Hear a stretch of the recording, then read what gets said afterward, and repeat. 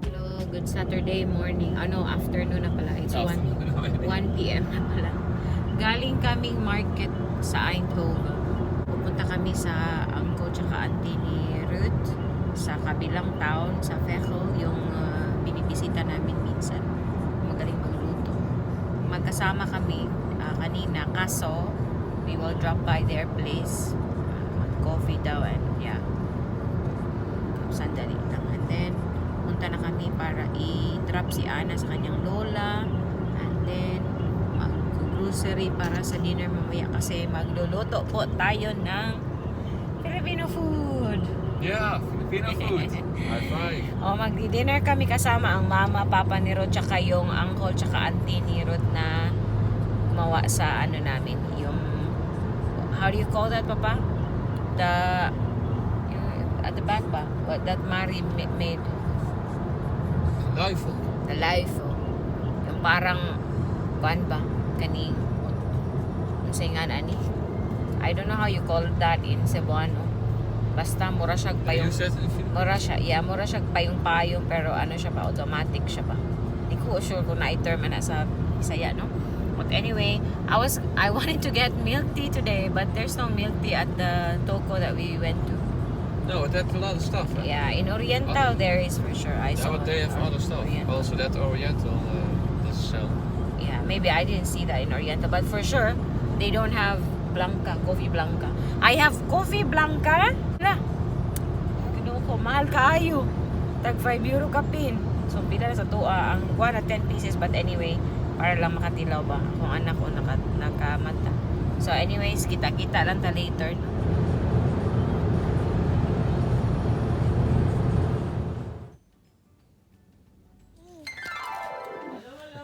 Hey!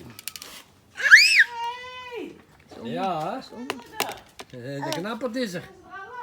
Ja, ik denk heus. Hallo! Ik heb voor de kussen schoongemaakt met die boksel, dat is zo gedaan, joh. Dikke en moepie.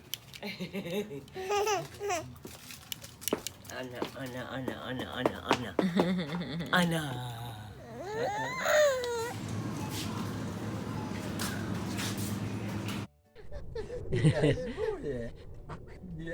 Anna, waar zijn de kippetjes? Waar zijn de kippetjes? Kippetjes daar. Kippetjes. Anna.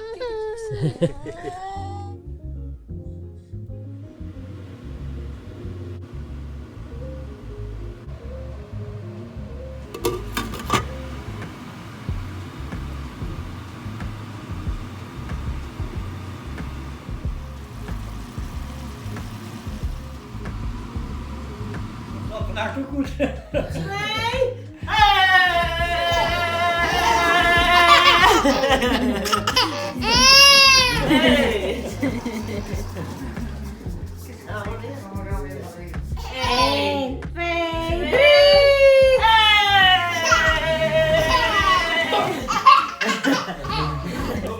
Samen is je krom. Dus als je weer natuurlijk gelopen, dan voel je wel. Dan wil zij dan lopen en denk je, ja. Nee, de oma had ook een zuurstof moeten. Ja. Ja, stappen. Goenie en goenie. Ja, de auto was Kom. Kom maar. Dan ben je straks eruit. Het moet mij omlaag. Ja, dus. Ja, oké, maar dat kan het wel. Ja, dat kan. Kom.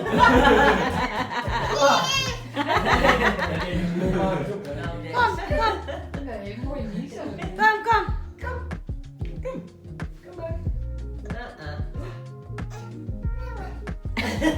Nee, er is niemand. Kom, Anna. Hey. Hey. Goed zo. Hey. Dat kan ook wel. Goed zo. Ops. Oh, watch out now. Watch out. Uy.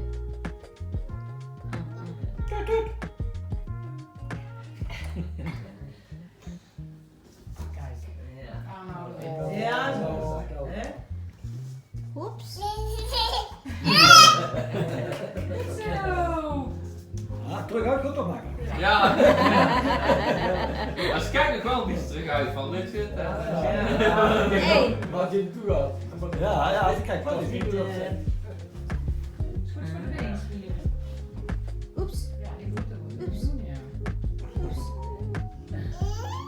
Oeps. Ja. Kan er nou niemand duwen? Nee. Zo. Oh. En jullie mama een beetje hetzelfde zo? Oké. Anna. Hi. Hallo. Hey.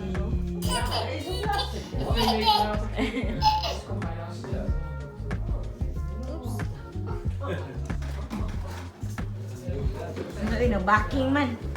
Uy, uy. Oeps! Oeps! Ja, dat is lastig.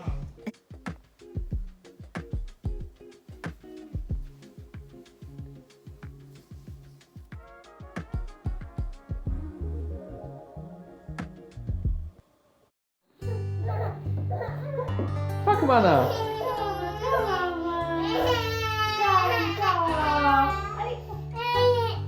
Kom maar, gaan we naar mama. Nog een keer, gaan we naar mama. Kom mama.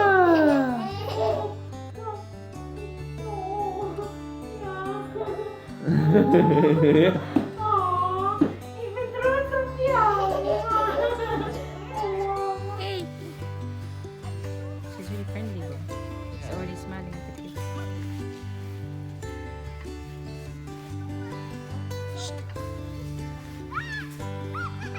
Hello, Anna. Hi. Hi.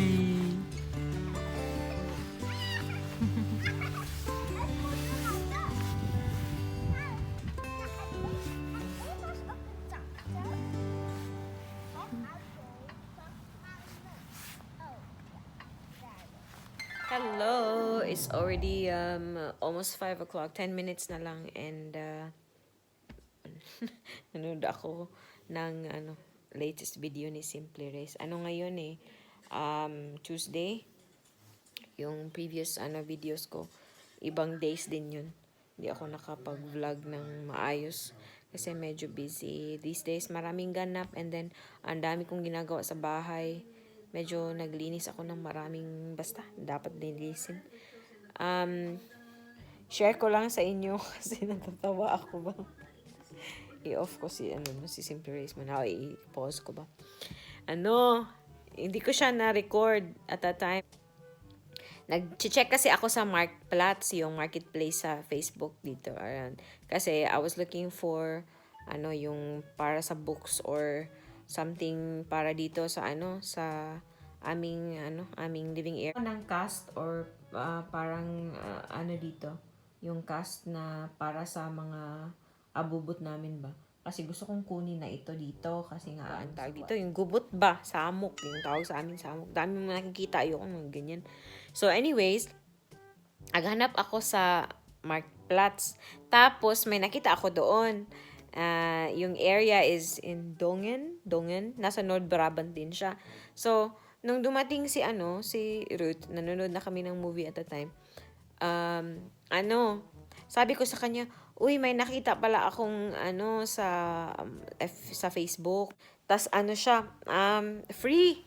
So, pick up lang natin, ganyan. Pinakita ko sa kanya. Sabi ko, ay, di ba taga doon yung ex mo? Sabi ko sa kanya. Sabi niya, taga doon yung ex ko. Kasi nakatandaan ko ba? Yun sabi niya. Tapos, sabi niya sa akin, naku, baka ex ko yung gusto mong bilhan ng nung kuna nung cast. Sabi niya, sabi ko, imposible naman. Hindi naman pangalan ng ex mo yun. Sabi niya, paano mo alam ang pangalan ng ex ko? saan mo, sabi ko, kilala ko sino yung ex mo. Akala mo hindi ko kilala. Kasi hindi niya sinabi sa akin kung anong pangalan ng ex niya. Or wala akong nakita ng picture. Tapos sabi ko, akala mo hindi ko alam kung sino yung ex mo? Sabi niya, sino? Gusto mo sabihin ko sa iyo anong pangalan ng ex mo? Sabi niya, sino? Sinabi ko yung pangalan. Sabi niya, para siyang namula na natawa na totoo, di ba? Yan yung pangalan ng ex mo. Sabi niya, paano mo alam? Sabi ko, babae ako eh. Sabi niya, anong sabihin niyan? Sabi ko, ang dali lang naman. Kasi nga, alam, nung before pa, nung hindi pa talaga officially kami, sinabi na niya sa akin kung, konti about sa ex niya na, ito yung nationality, ganyan, tas ganito, ganyan. So, natandaan ko naman yun. Tapos, nung dito na kami, ganyan, nung may nadaanan namin yung lugar, sabi niya, yung, alam mo yung sinabi ko sa yung ex ko, tagad, ganito siya. So, sabi ko naman sa kanya, syempre, chinek ko yung Facebook mo, nung hindi pa tayo, chinek ko yung Facebook mo, and baka may kadramahan kayo ng ex mo, ayoko ng mga dramang ganyan, diba? Ayoko namang, alam niyo na, ayoko ng mga ganyang, ganyang problema sa relasyon. So, ayun. Sabi ko sa kanya, feel ko lang, yun yung ex mo, kasi yun lang yung, ganito yung nationality, tas siya lang din yung taga doon na area. Hindi naman siya masyadong maraming, friends sa Facebook. So, ayun. Tawang-tawa siya na, namumula siya ba. Parang natawa ako sa reaction niya. Tawa ako ng tawa. Kasi nung pagsabi ko, sabihin ko sa'yo anong pangalan na ex mo. Sabi niya, sino? Sabi ko, eto! Tawa siya ng tawa. Sabi niya, ang galing mo ah. So, anyway, since nagpag-uusapan natin yung ganyan, dito po, wala po silang, I think, most sa mga narinig ko, okay yung relasyon nila sa, sa ex nila ba? Pwede silang maging friends, ganun. Pero, so far naman, yata ito siya, wala naman yata silang communication, ganyan. Sabi niya, minsan nag-message daw sila dati kasi parang, client ng kanilang company yung kanyang ex, ganyan. Pero dito, sa mga naririnig ko, and based na rin sa observation ko, wala po dito yung mga selos-selos na ganyan-ganyan. Wala. Po sila? Yung parang, lang ba? May pinagsamahan din naman sila, diba? Ako naman, hindi naman po ako yung tipong nagdududa or selosa. Hindi po ako selosa. Sabi ko lang sa kanya, pag may ginawang masama, pag may dapat dudahan, nafe-feel ko yun. If there's something wrong, I'm gonna feel that or I'll notice that. So far naman, wala naman kami problemang ganyan, mga selos-selos. Pero, anyways, dito po, kung selosa kayo, nako, wag na. Hindi pwede ang selosa dito. Kasi okay lang sila ng kanilang mga ex unless, talaga may problema. So, wala silang magandang relasyon siguro. But anyways, hindi siya yata issue ganyan masyado. Kasi, nag-uusap kasi sila talaga dito. Yung kung ano yung nasa loob mo, sinasabi mo ba.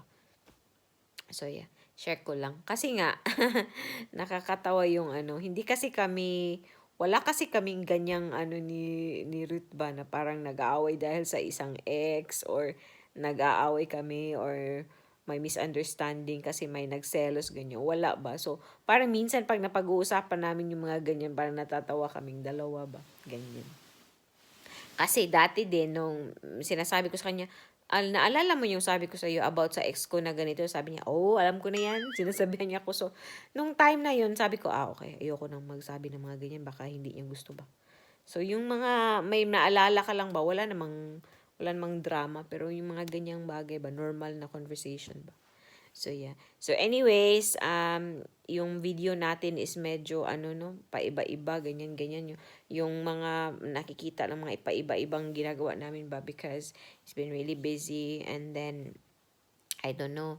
Siguro, medyo magpapahinga po ako ng video-video, ganyan-ganyan. Kasi, naghahanda po ako sa aking mga exam. Yung aking embarking exam.